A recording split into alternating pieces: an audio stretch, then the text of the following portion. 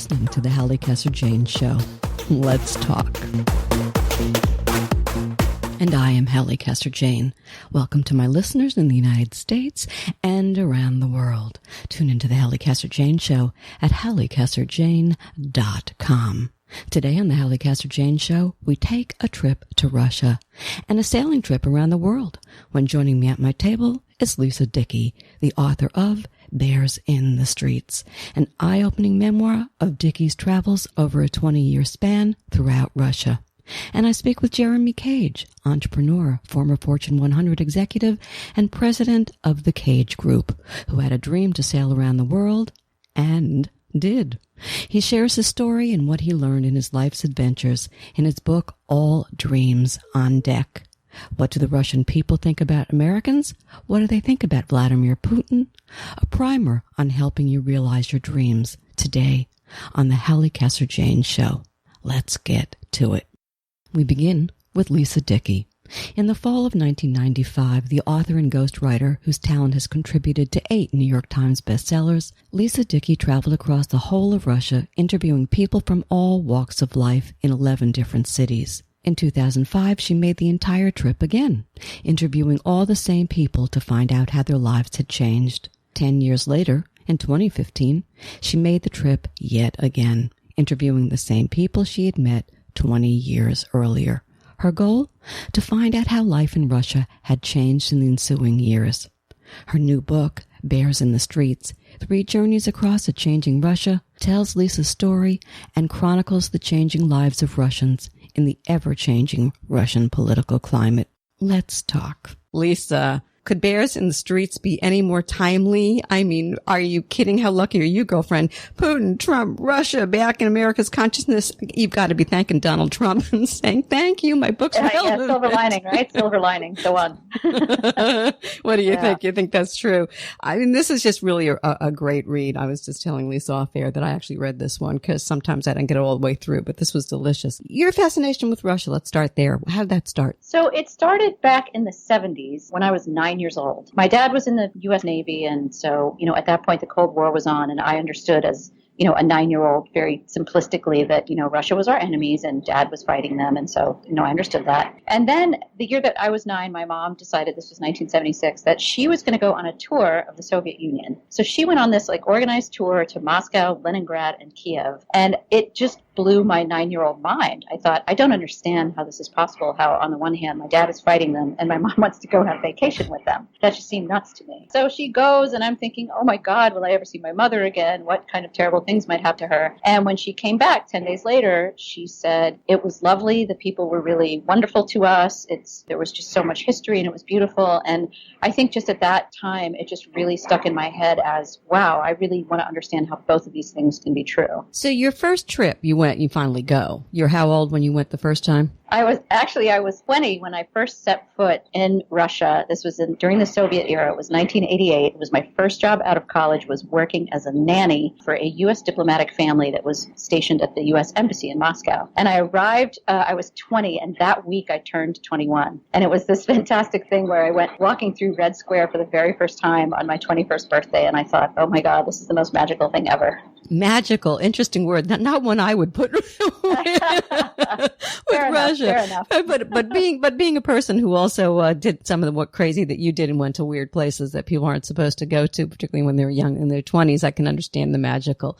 Your first impression? So my first impression, this was during the Soviet era, and it was, Moscow was a very sort of gray and stately and huge place. It was very intimidating in a lot of ways. And during the Soviet era, you'd walk down the street and all the stores had names like milk and bread and fish, and it was nothing like the Moscow of today, where it's a bustling, feels like a big capital city. So my impression was just, there's so much history there. There were amazing museums, but it was really very much a Soviet era thing where it was kind of gray. People were frustrated. It was the tail end of the Soviet Union. It was a fascinating place to be. So before we go further, interesting, gray, because that's all that I ever think. I'm half Russian. I'm sitting here right now looking at my great grandfather in the Russian Revolution in the wow. Whatever. And I'm thinking, and I didn't know him, of course, But it was, that picture. I remember when my Russian relatives got together, big boisterous party, yada, yada, yada. But on the other hand, there was a certain darkness to all of that. And you and I grew up, in an era when that's our picture. It's black and white. Yes. Maybe with a little red in the Kremlin. But yeah. But basically black and white. And talk about that picture. I mean, I think, one of the things that's interesting is that, I think that to a certain extent, most Americans think this about Russia, that it is a dark and sort of dour place and people don't seem very happy and it's very gray. And it's understandable why that is the prevailing notion. I mean, they were our enemies for so long, and everything in pop culture in the 70s and 80s when I was growing up was the Russians were the bad guys. It's also true that Russians are not particularly friendly if you just encounter them on the street. If you're walking down a street in, any Russian town or city, people are not smiling and saying hello and, greeting each other. And so it's not surprising that people would have that impression. But one of the things that I have found in spending a lot of time with Russians in their homes and getting to know them is, once you have some sort of connection, even if it's just a really tenuous one, like, oh, my brother's sister's aunt's teacher, lives in such and such town, you should drop in on her. And then even that is enough for that person to, come and meet you at the railway station at 3 a.m. and bring you into their home and feed you. And, Russians can be extremely warm, extremely generous people. And I think that is a notion that, most Americans don't have about Russians. We're going to get into it in more depth. But before we even do that, I wanted to ask you this question. And that is the pall of Soviet Russia. Still hangover, still the cloud, still in so many people's DNA almost, and all the revolution and everything else. Would you say that that's there? Well, I would say that, to understand who Russians are today, you have to really understand what their history has been. And particularly for anybody who is alive today, there's nobody, everybody was either born during the Soviet era or after the Soviet era. And, if you look at the history of the Soviet era, one of the things that I did on this trip, these 3 trips in 1995, I ended up being able to interview 5 generations of one family, and they told me about, the Russian 20th century, essentially. So the eldest was the great-great-grandmother of the clan. She was 98 years old, and she told me all about what it was like to grow up in Tsarist Russia and what it was like to get married. She got married very young, and she sent her husband off to war. He went off and fought in the First World War, and then he came back, and then it was the Civil War. And then once all of that had gotten straightened out, then you have Bolshevism, and you have the beginnings of the Soviet Union, and then you have, some terrible hardships with the collectivization, and particularly in Ukraine, there was a lot of hunger, and then you have Stalin, and then you have the purges, and then right on the heels of that, you have the Second World War. And it's just this litany of hardships and litany of difficult things that people had gone through. And so I think to fully understand, Russians and how they approach the world, and again, it's tough to generalize about an entire people, but if we're going to do it, you have to really understand what they have come through as a people and what they've been through to understand, how they are now. The reservation that's kind of built into their personality, so to speak. So I did say it in the intro, but for those who are just coming into the show right now, I want to make the point. Lisa went 3 times over a 20-year period to Russia, saw so many changes. Second visit was one, and this wonderful book that she's written, Bears in the Streets, is about really it's a compilation, but it's more about the last time that she was there in 2015. And here's the deal. First, let's get to that crazy title. I love the title. What a great title of the book. Tell everybody why it's called Bears in the Street. Fabulous. Yeah, so the reason I titled it Bears in the Streets was I wasn't sure what the title was going to be. And then on this 3rd trip, and I should just sort of clarify that, it's the trips themselves were to the same 11 cities each time and interviewing the same people each time. And so, I've been basically interviewing the same people for a period of 20 years. And so I went in 2015. I got to Vladivostok, which is where each of the 3 trips has started. And on the 2nd day, this woman says to me, well, Americans all just think we have bears wandering around in the streets here, which I thought was really, kind of amusing. Like, it's a funny image. And I said, well, I don't really think we think that, but I take your point. And I kind of forgot about it. And then a week later, I was in a different city, and another person said it to me. And a week after that, in a different city, another person said it to me. And by the end, I'd had 5 or 6 people in different cities say almost the exact same phrase to me. And so I hadn't really heard people say this before in all the years I've been spending there. And I've been going to Russia since 1988. So I've been going there for almost 30 years. And so I thought, well, what does this really mean? Like, what's behind this? And the thing that I came up with that I think is what's behind it is it's Russians basically saying, you think we're backward. You think that we're like this sort of rural society that doesn't, know our elbow from our whatever. And I think that the reason that comes about is, there's Russians feel like during the Soviet era, there were two superpowers in the world. There was the United States and there was the USSR. And after the USSR collapsed, you had this period of Russian history in the 90s where it was really chaotic and the economy collapsed and people were really suffering. And the United States kind of stopped caring about what Russia thought about anything because, we perceived them as no longer a superpower and a weakened country, which they were. And so now, as particularly with Putin in power, one of the things I think Russians really like about him, at least the ones who talk to me, was that he's making Russia important again. Like, people are certainly paying attention to what Russia is doing right now. I mean, we talk about Russia in the news all the time now. And so the whole bears in the streets thing to me was just the Russians sort of saying, you know what, you guys think this, but, you're going to pay attention and we're important again. Important that they need to feel important. That's interesting. Mm-hmm. Why is that? I mean, that's what it seemed to me. It's kind of, anybody would, right? Like if all of a sudden, the United States had some sort of crippling thing happen to our economy and all of a sudden we're not a superpower and we're not, I don't know. I tend to think Americans would feel the same thing. I don't know. Right now, I get the feeling that a lot of Americans wish we would just pull the hell out of the world, Today, in fact, he was talking about NATO, pay your bills, we'll stay there, but only if.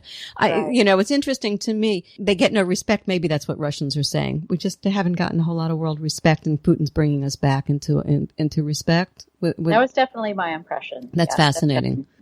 So they don't see him as the evildoer. Oh, no, not at all. No, most Russians do not. And look, I'll differentiate between, I think in Moscow and St. Petersburg, for Russia, it's just like, New York, D.C. here is not necessarily like the rest of the country. I think Moscow and St. Petersburg are their own things. But in the rest of the country, all these other cities and towns that I went to, absolutely people saw Putin as, they really liked him. They admired him. They had framed photos of him in their houses. They really were very pro-Putin. And I think, for two reasons. One is, look, he came in on the heels of this super chaotic era with Boris Yeltsin, and he kind of restored order, and he made, the economy got better, and whether that was his doing or not is another matter. That's above my pay grade. But the price of oil went up, the economy got better, people were doing better, and I think they tended to think, all right, Putin's in charge now and things are getting better. But the second thing that's happened, and it's very important to note this, is he very systematically shut down a lot of the opposition journalism in Russia. And so, if you're a Russian person out in the hinterlands and you're watching Russian television, you're essentially seeing state-approved TV news. And so what they see is a lot of Putin's done this good thing and that good thing, and P.S., the United States and Western Europe are doing this horrible thing that we don't like. So there's a lot of that. It tends to be very monolithic, their television news. So knowing that, do they know that their news is monolithic? I think that some people do and a lot of people don't. And even people who've traveled abroad and are relatively sophisticated do not in some cases. I had a very contentious lunch with one woman in Chelyabinsk, a woman in her 30s who traveled abroad a lot, and she's very smart, and she reads a lot, and she basically said to me, well, I hope you know that the Russian press is more free than the American press. And she truly believed it, and I obviously don't believe that, but sitting at this lunch where she's saying, no, it is, and I'm saying, no, it isn't. And, where do you go with that? Where do you go from there? So two questions that makes me ask. One is nationalism is very strong in that nation. Yes. Okay. That always interests me. And the other is politics. I want to go there. Do they play politics? Like, we are obsessed in America with politics. What else is there now? Nothing. Right. Everything is politics. So to your first question about nationalism, certainly Russians are feeling pro-Russia very intensely for the most part right now. A lot of the people that I met, there's a popular line of clothes that has in big letters across the front. It's red, white, and blue stuff because that's also the colors of their flag. It says Russia across it. And, we and other Western nations imposed sanctions on Russia after everything was happening in Crimea. And that was a super galvanizing event for Russians. They felt like, okay, you guys want to impose sanctions on us? All right, you're going to see, we're not going to, there's speaking of bears, there was a popular bumper sticker where it was a bear sharpening his claws with a nail file, a big nail file, and across the nail file was written sanctions. So they're basically like, oh, you want to see, you think these sanctions are going to hurt us? No. And they really galvanized Russians. So that speaks to the nationalism thing. With regards to politics, I don't think you can really compare the way that we in the United States are really fixated on our political game in the same way, because I feel like we as a nation are really divided right down the center. It's really stunning to me how equal the numbers seem to be in terms of who is staunchly Democrat and who is staunchly Republican. And there's not the same kind of thing there. The opposition journalism has been shut down. There's not tons in terms of, very vocal opposition politics and politicians. And so, for that reason, I don't really think you see the same level of engagement on that in that way as you have here. Interesting to me. In the very beginning of the book, you talk of going back for the third time to meet the lighthouse keepers. I tell you, this is riveting stuff. Amazing to see how she progressed. Okay, it's Vasily and his wife Valya. Tell us about them first. And I'm going to tell you why I really wanted to discuss this right now in a second, but tell us about them. Okay.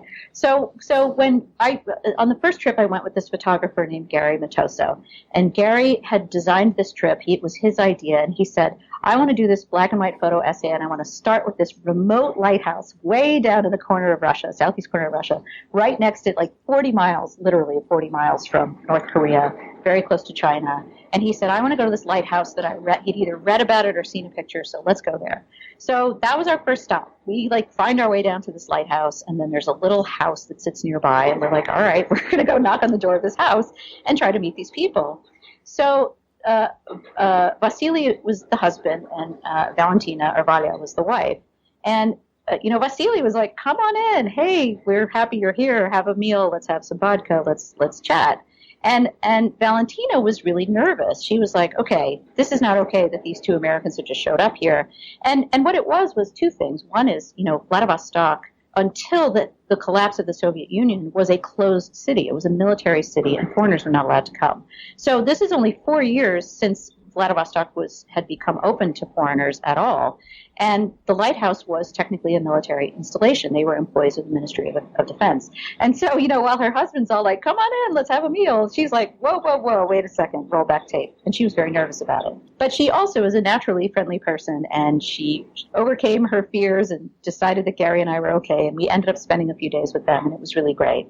And then when I went back in 2005, I actually went with a different photographer, a guy named David. And I literally just showed up at their house again, 10 years later, almost to the day. And knocked on the door and was like, hey guys, how you doing? It's me again, And at that point, Valya almost immediately said to me, oh my gosh, I'm so glad you're here. I don't know what was wrong with me before. It was totally fine. Take all the pictures you want. I'm so happy to see you. So that was really a very big turnaround for her.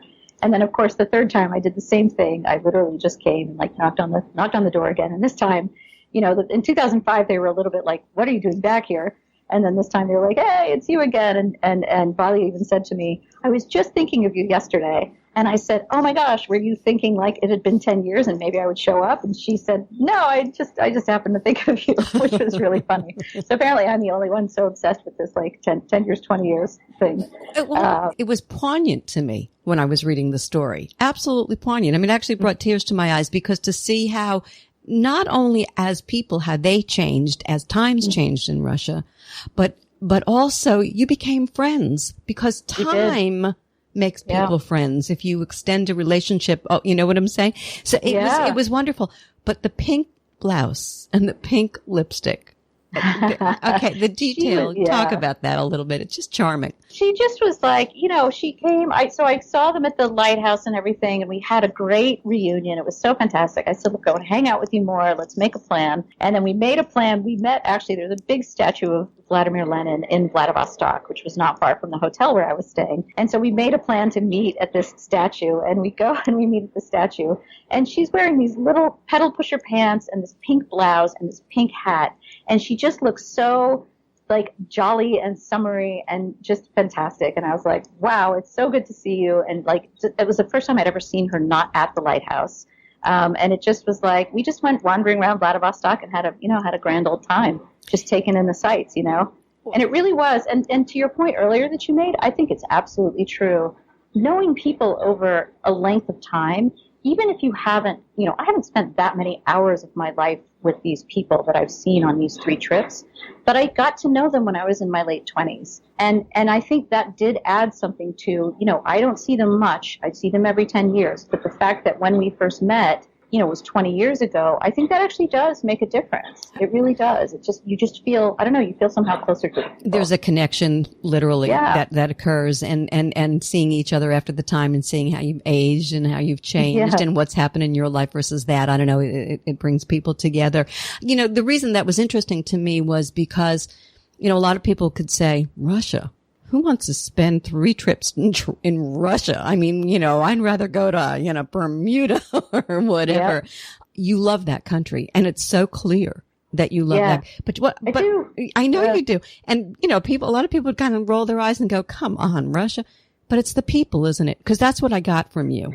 It really is the people. And I'll tell you to that a funny story. So, in between the first 2 trips, I wasn't in touch with anybody in between because pretty much nobody had email. And, I didn't think I was ever going to see them again. And then in between the second and third trip, I started, there were a few people that I had their email addresses and, maybe we'd be in touch with a little bit. Not really. A couple of them I became Facebook friends with. But I'll tell you now I'm Facebook friends with almost all of them, which is just fantastic because we can continue to keep up with each other, which is really a lot of fun. But I was emailing with one of the women who I really loved on the trip, and she sent me these 2 pictures in an email a couple months ago. One of them was her great niece, had just had twins, and she sent me a picture, and it was this posed picture. It was like if you get a photographer in and you have and there were these tiny, tiny little twins. They couldn't have been more than about 5 or 6 days old, posed in essentially a nest. It was like a nest that had been made with these like little ribbons and stuff. And it was the most adorable thing. So she sent me that. And then also in that same email, she sent me a picture. She said, oh yeah, P.S. we got a new kitten. And then she sent me this photo of this giant dog that they have with this tiny little fur ball of a kitten. And I live in Los Angeles, and I was out with friends that night, and I get this email, and I'm like, oh my God, you guys, look, my friend sent me this picture of her, her niece's twins and her whatever. And I showed them, and they looked at me like, they're like, one of them actually said, this is not how I pictured Russian people. Exactly. And totally. Yeah. Interesting part of the book. And I love this part of the book. And I love the fact that you were so honest about this. You're gay. Yes. Now you're in Russia. And, yes. In the United States, there are some issues still going on with that, of which you point out, which are pretty, good pictures. Your thing about it's easier to be a woman and come out as gay than it is to be a man, things like that. Yes. In the footnotes, which I loved. But there you were in Russia, which, who knows where, because they live in a different culture, how they were going to respond, and you not being married. And then talk to us a little bit about that, because I thought that was wonderful. The first trip that I did, I was 28. People would say, oh, are you married? Do you have kids? And I would say no. And then I'd think, all right, I'm not going to tell them. Certainly not going to tell them I'm gay. It's 1995. That feels crazy. And, I'm not going to do that. And so, the next trip, now I'm 38.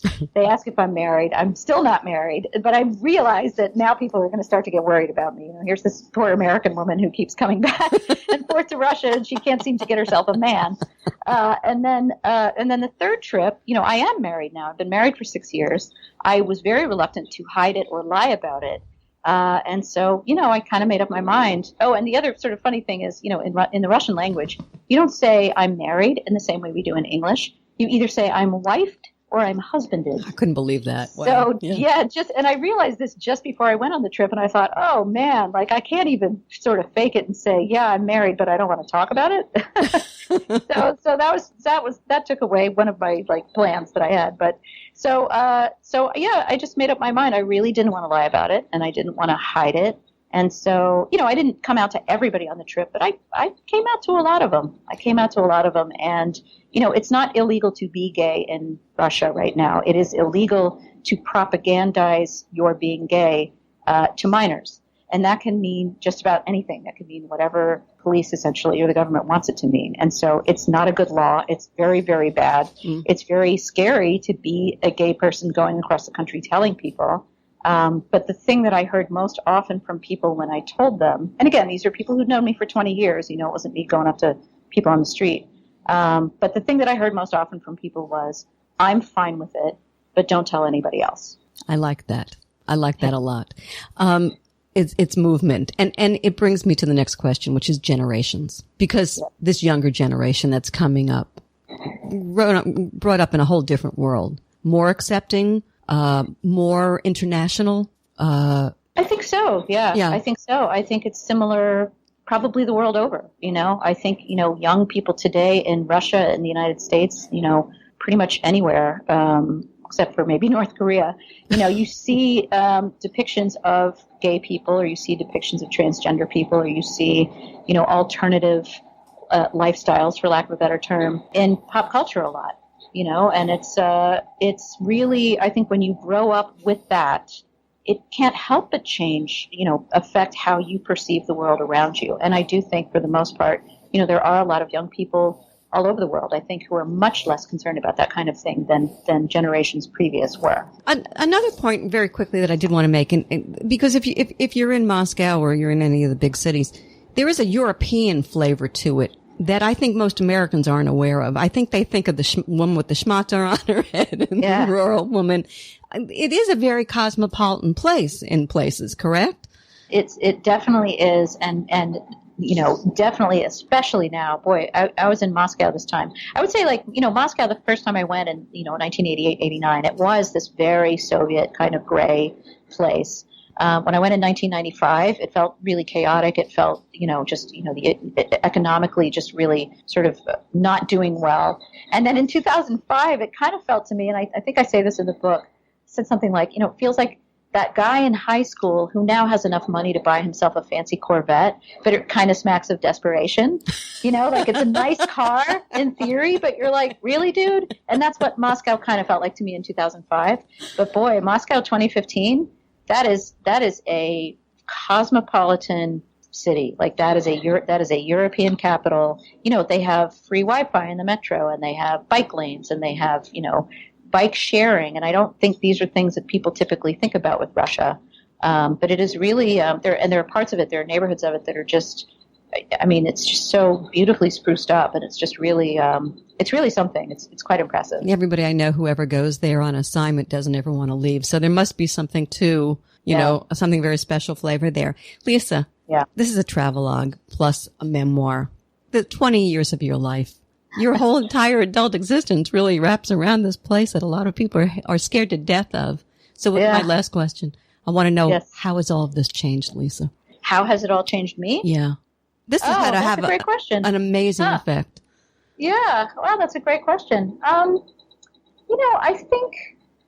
think all of this started for me, with that thing my mom did when I was 9, and me trying to get my head around the notion that, regardless of what is going on between our governments, they're people, and my mom's a person, and they managed to get along. And one of the things that really struck me on this third trip, because, there is a lot of anti-American sentiment right now in Russia, just as there's a lot of anti-Russian sentiment right now in America. And one of the things that really struck me is, a lot of the people that I talked to as I was on this trip would say things about how, well, we don't like what the American government is doing. They really didn't like Barack Obama. They really were just, they would try to make me understand, we really don't like all of these things, but we are so happy you're here. And we really like you, and we want you to always feel welcome here. And it was almost brought it full circle for me, because I thought, this is what my mom came home and said. Yeah, maybe our governments don't get along, but they're really welcoming, and I was really happy to go spend time with them. And I guess if there's anything that I would like for this book to do, it's to say, Vladimir Putin is one guy, and then there's 140 plus million other Russians, and a lot of them are really worth getting to know. And, in the end, as much as we can just have the people to people, I think it's really helpful. My line, exactly. I always say, leave the politicians out of the equation and the world would be a whole better place. How true. I've been speaking with Lisa Dickey, author of Bears in the Streets, 3 Journeys Across a Changing Russia. For more information about Lisa and her book, visit lisadickey.com. You are listening to the Halli Casser-Jayne Show. My guests today are Lisa Dickey, author of Bears in the Streets, 3 Journeys Across a Changing Russia, and adventurer Jeremy Cage, author of All Dreams on Deck, charting the course for your life and work. Tune in to the Halli Casser-Jayne Show at hallicasserjayne.com. Dreams are the most powerful force on our planet, and yet they are simultaneously incredibly vulnerable. So says entrepreneur, former Fortune 100 executive, and president of the Cage Group, Jeremy Cage, a man who had a dream to sail around the world, and he did. With his wife and their 2 children, the Cage family spent 16 months on their life-changing voyage. An expert in turning dreams into reality, since returning, Cage has become an advisor to thousands of people, showing them how to fulfill their dreams for their businesses and for themselves. Basing his advice on his years of corporate success, as well as his around-the-world sailing adventure, Cage uses a boat metaphor to articulate his process in his book, All Dreams on Deck, an inspiring, practical, and enjoyable guide to making work and personal dreams come true. Let's talk. Jeremy, All Dreams on Deck, charting the course for your life and work. Great. I can't wait to get into the weeds with you. But before we go into the weeds, I'm interested in who you are. Who is Jeremy Cage? The master of realizing one's dream? Born, raised where? What kind of childhood? I think, the preamble. Let's hear it. So I'm English originally. I'm now a U.S. citizen. Have been for a while, but I'm English originally. Moved all around Europe as a kid. I majored in French, painting and sculpture in college, and of course went straight from that into a career at Procter & Gamble. And I worked in Procter & Gamble internationally. I've had the blessing of being able to work and live in many different places around the world. So I was in Baltimore when we acquired a company there, then moved to Stockholm, Sweden for a while, London, then Caracas, Venezuela for 4 years, then down to Sao Paulo, Brazil, then back up to the U.S. before going down to Mexico for 5 years to run PepsiCo's snack business down there. And then I took a sabbatical to sail around the world, a year and a half. We took our kids out of school. My son was 12 and my daughter was 10. All right, well, I'm going to slow you down. I'm going to stop you there because before I get into that, and we're going to get into that, but I really want to know this. Were you a dreamer as a kid? Always, yes. Yeah, I've always been an optimist and a dreamer, but yes. An optimist and a dreamer. Okay, those are 2 important words that go together. Talk to me about that. Well, as I talk about in the book, I think that actually dreams are the most powerful force on the planet. If you think about this country, if you think about every company, every brand, every service, every relationship, they all started as a dream. And we started actually physically as human beings as a dream in our parents' eyes of having children. So I think that dreams are the most powerful force on the planet, and I just don't think that we give them enough priority. I absolutely agree with you there. Were you always so focused, though? And is that something that was instilled in you as a child? No, actually, I had the benefit of having a couple of really great mentors when I was going both through college and through the early part of my career. In college, there was a fabulous professor. His name was Dr. Strawn, and he really gave me some great advice on, focus on doing what you love, and the rest will take care of itself. And, I got that advice, and I guess I was lucky enough, or I don't know, courageous enough to follow the advice. And that's when I switched majors to what I really love doing. And seems like the rest has worked out so far, pretty well so far. And then I had a great mentor. His name was Kevin Hall when I first started at Procter & Gamble. And he was the first one to challenge me to get really serious about my dreams. The line that you just used, do what you love. You really believe that? I hear that a lot. I was just going to say, because that's a sentence that I hear a lot. I certainly believe it. I do with that. But is it just a sentence or is it something more real? Well, I think it can be just a sentence if you leave it at that. But if you really take it to heart and you figure out what that really looks like, and you get really specific about it and really intentional about it, then I think that you can absolutely do what you love. You just gotta be able to, I think, clearly articulate what that is and not use vague generalities.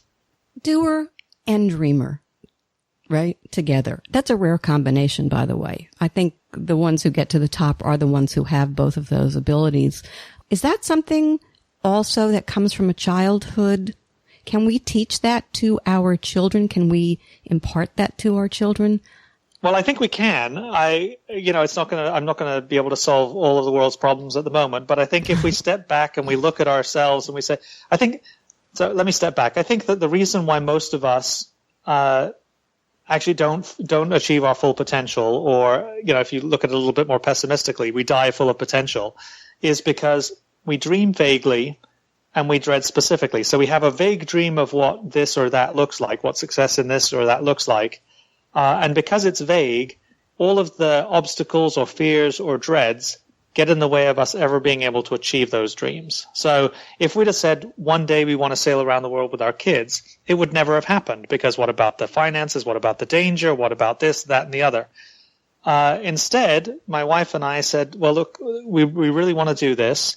We want to go when the kids are old enough to be able to remember it, to be able to help, to be shaped by it, but still young enough that it's okay to be with mom and dad and we don't mess up high school. And so for those of your listeners who have kids, that's a pretty short window. So we said, okay, so we need to go when Bradley is 12 and Elena is 10, which means we need to set sail in 2007. So what do we need to do to make that happen? So we probably need a boat. We probably need to have, trained ourselves on how to operate the boat and got all the preparations in place. So you see what I'm saying? That's the difference. When you get really specific about the dream, then all of a sudden you just deal with the fears and the dreads and the obstacles one by one, and you just kind of get them out of the way because you're so focused on a very specific dream. Okay, I'm going to get down to the weeds a little bit, because I want to talk to you about the dreaming part of it and how you made it come to fruition and how we all can learn to do that through some of the tools that we'll talk about. But in terms of you, because I'm fascinated by this, right? Because not everybody I know just stops everything and says, excuse me, I'm going to take my children and my wife and we're going to set sail around the world. That's right. Okay. So that right there that's pretty awesome. And I'm madly in love with you just over that. I mean, I just think that's just delicious. But here's the deal. What kind of a boat?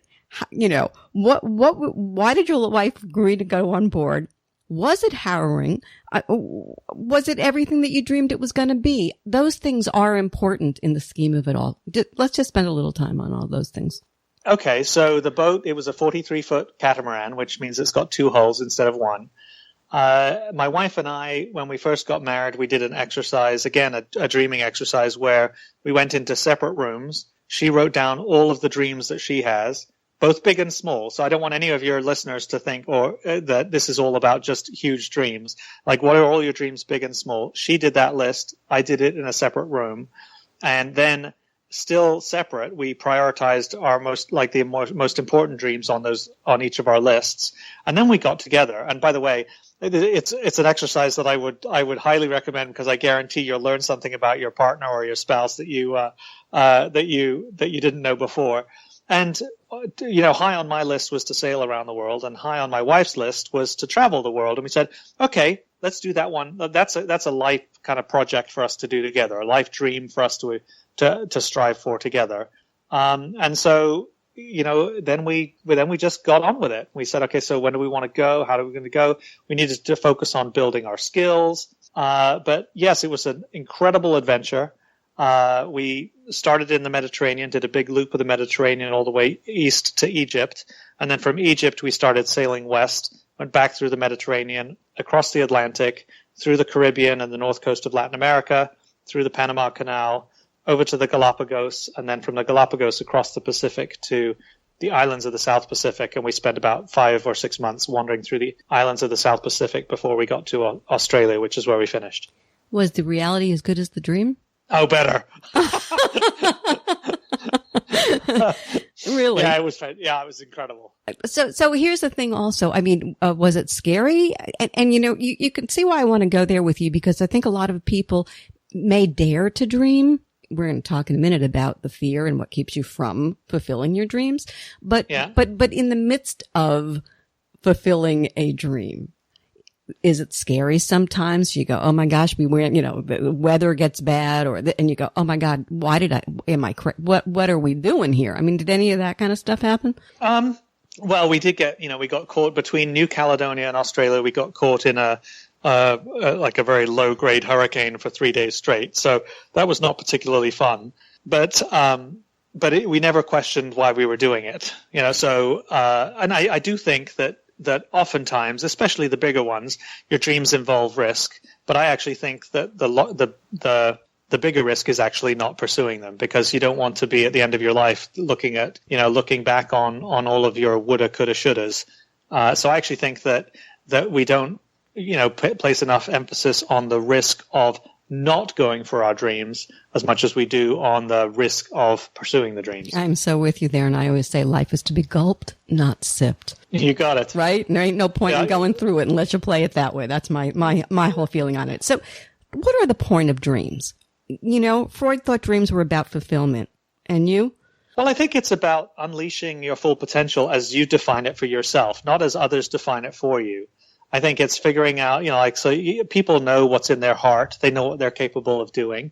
And it's not, we're not all, the Steve Jobs of the world. So, but he knew exactly what his full potential was, and he just kept living into it. And there are plenty of examples of those kind of individuals. We know we really know what kind of potential we have inside ourselves. And it's all about trying to unleash as much of that as possible, as you go through your life. So I think that the power of dreams is well, it's transformational, but it's also, what's the right word? I think it's just, really empowering. And as I said, I think that, going back to what I said earlier, I think dreams are the most powerful force on the planet. Everything around us, we're surrounded by everything that started as a dream. And yet the amount of time we dedicate as individuals to really thinking through that and being planful and intentional about our dreams, I don't think is near enough. So, talk to me about this. Dreams, are they an art, a science, a creative feat? Oh, I think they can be. I think they can be all of the above, and I'm not trying to evade the question. No, but I think it depends. I think it depends on the individual. And what I talk about in the book is obviously just having a dream isn't enough. I would submit that that's a big first step. But then the second sort of area that I talk about is this, what I call the ladder of intentionality. So you need to get your specific dream, and the book that I've written, I've got a workbook in the back to help people sort through this. But then you've got to climb the ladder of intentionality, and the higher you go on that ladder of intentionality, it increases the likelihood that you're actually going to be able to achieve the dream. So lowest rung would be just thinking about something where you have the thought and it comes and goes and no one's the wiser. The next rung up would be to actually write it down, because then someone could actually hold you accountable, and that person could be you, by the way. Hold yourself accountable to the dream. I think the next rung up is to declare something out loud, because now it's your word, so you're declaring it out loud.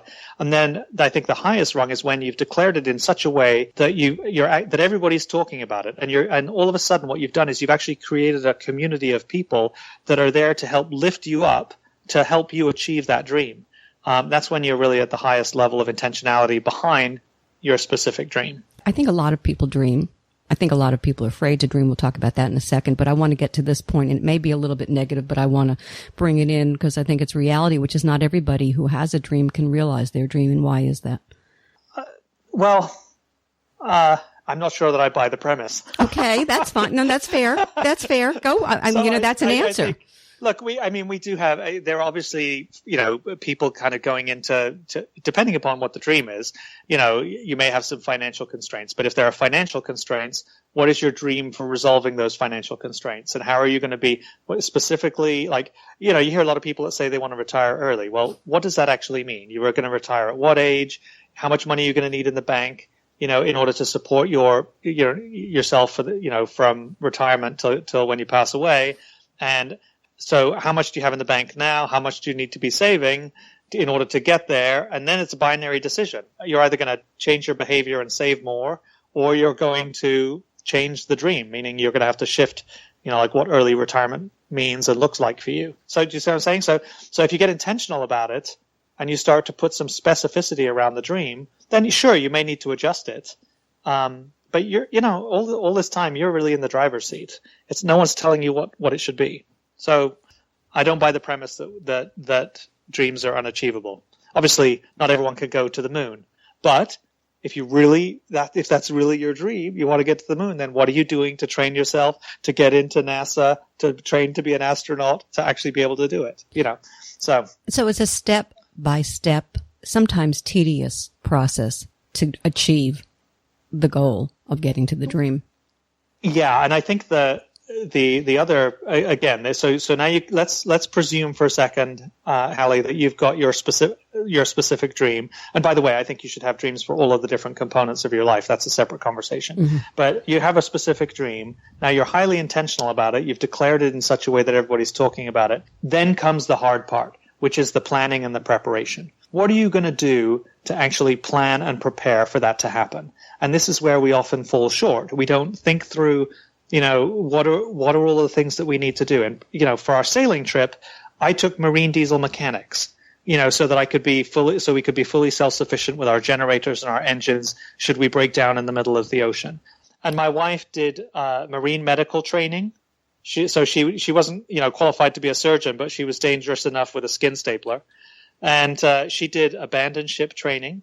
We designed a navigation course for our kids who were young at the obviously pretty young at the time, so that if my wife and I were incapacitated or swept overboard, our kids could safely navigate and handle the boat. Our kids took navigation and boat handling training, so that if my wife and I were killed or swept overboard or whatever, they'd be able to even though they were only 12 and 10, safely navigate and sail our big boat, to the next destination.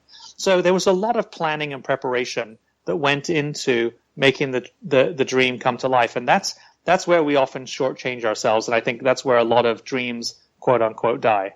Here's something you say: work-life balance doesn't exist. Elaborate. That's right. I think that's a great. I think work-life balance is a gross oversimplification of us as human beings. I think, and it presupposes that work is 50% and life is 50%, and I just don't think it works that way. I talk in the book about this concept of the lifeboat, and in a lifeboat you have really important grab bags. So that's the stuff that you need to survive.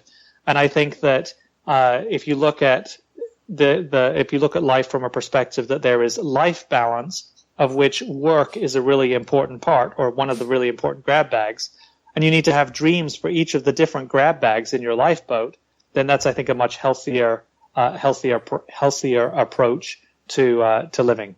It's funny because, people who like what they're doing, it is who they are, right? That's right, but they also have other components. So for example, I think I have around 7 big buckets or 7 grab bags.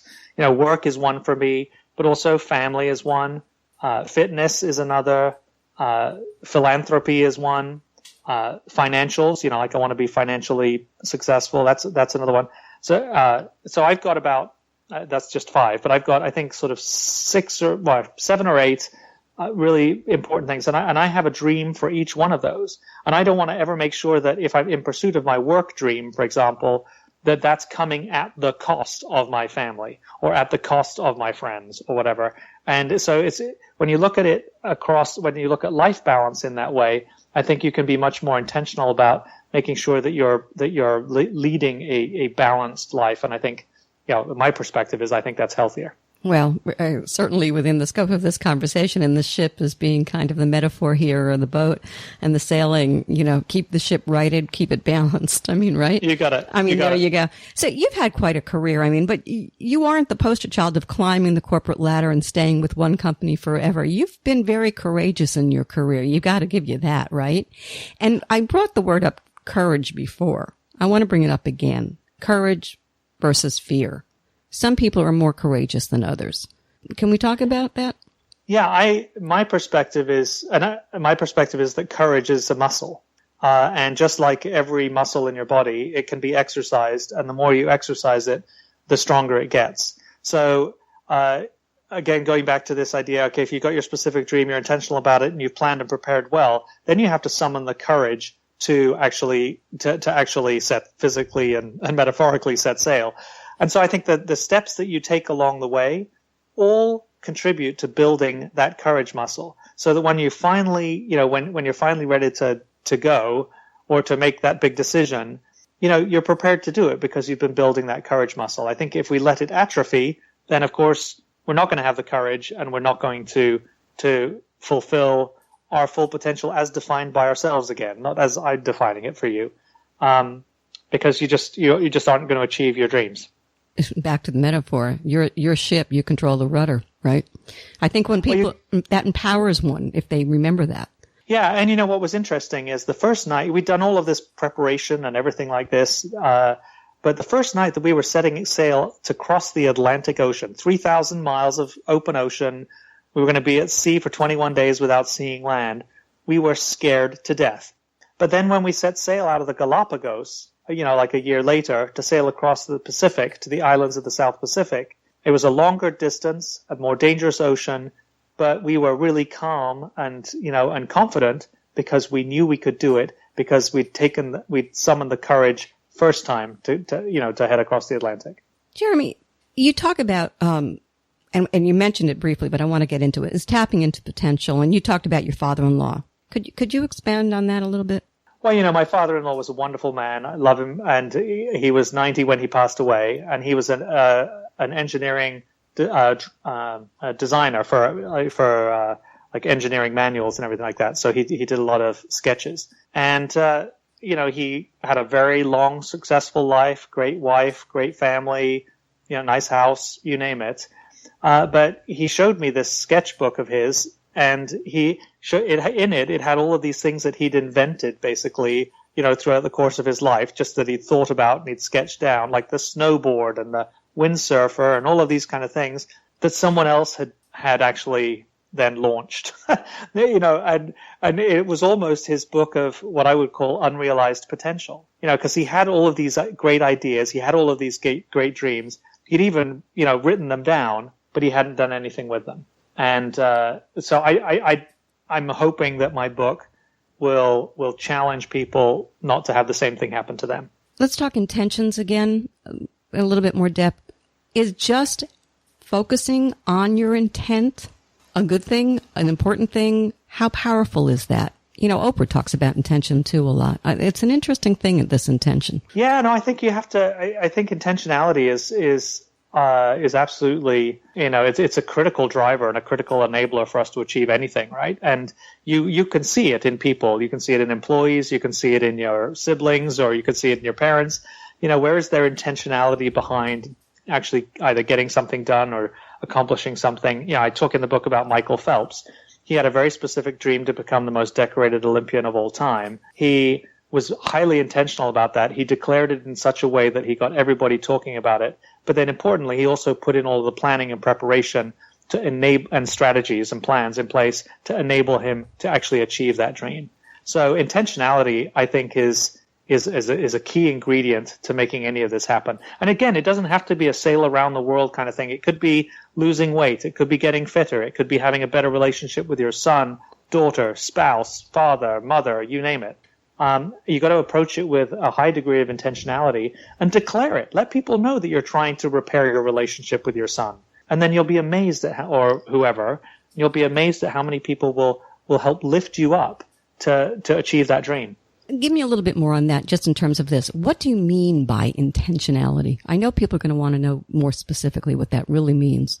Well, again, for me, and I talk about this ladder of intentionality is I think you're on the highest rung of the ladder of intentionality when you're actually declaring something out loud, but you're declaring it in such a way that you get other people actually talking about it. Did you hear Jeremy and Pat are talking about sailing around the world with their kids? That's amazing. Well, you start getting this buzz around there, and then, and all of a sudden you start to feel like responsible for, you're going to let them down as well as yourself down if you don't go for it. And, but equally, you'll have them, what I've found is that those folks will then also help lift you up and try and help you achieve what it is that you're trying to go for. Let's stick with the sailing metaphor. There are times in life when you face a lot of headwinds. What then? Well, there's always going to be exceptions.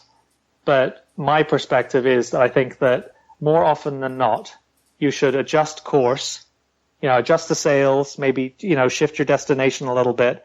But but most of the time I find that the worst thing you can do is actually turn back and retreat. So you're gonna face adversity if you understand clearly what dream it is that what your dream is and what your quote unquote destination looks like. You're going to encounter the hurricanes that we encountered, or the storms, or this, that, and the other. You adjust the sails. You maybe shift course a little bit here and there, but you keep going. And I think that requires courage, and the more you can kind of keep going in the small stuff in your life, the more you build that courage muscle, so that when you're faced with the bigger challenges, you're prepared. So with everything that you tell us in All Dreams on Deck, this just terrific book, it's a primer. Everybody should walk around with it. I mean, it's really. I'm with you. No, I'm sure you are, but it's really, really true. And the end of it is really terrific. I mean, it's that wonderful little workbook. It'll get you where you need to go. But out of everything that you said in that book, Jeremy, if you had to boil it down to one important thing, what would that be? I'm going to sound a little bit repetitive, but I think there are two things. One, that dreams are the most powerful force on the planet, and that most of us will die full of potential because we dream vaguely and we dread specifically. So do your best to flip that on its head and dream specifically and dread vaguely, and I think you're well on your way. Okay, one last thing. Are we ever too old to dream? Absolutely not. I love you. No, absolutely not. I mean, no, I think that, the dreams may be slightly different, but I think that, and my intention here is to, if any of your listeners are just graduating from college, this helps them chart the course for their life and work from the beginning. Equally, if you got someone who's stuck mid-career or just not just feeling like they're stuck in the mud, hopefully this just gives them the impetus to get unstuck. And similarly, folks who are just retiring, they've got a whole new, a couple of decades or whatever left. What are their dreams for those decades, and how do they go about making them happen? Jeremy, I love you. You have to come back. No kidding. I love the positivity. Well, thanks very much. I've never been accused of being a pessimist. Good to have you here. Well, thanks very much. I've been speaking with Jeremy Cage, author of All Dreams on Deck, charting the course for your life and work.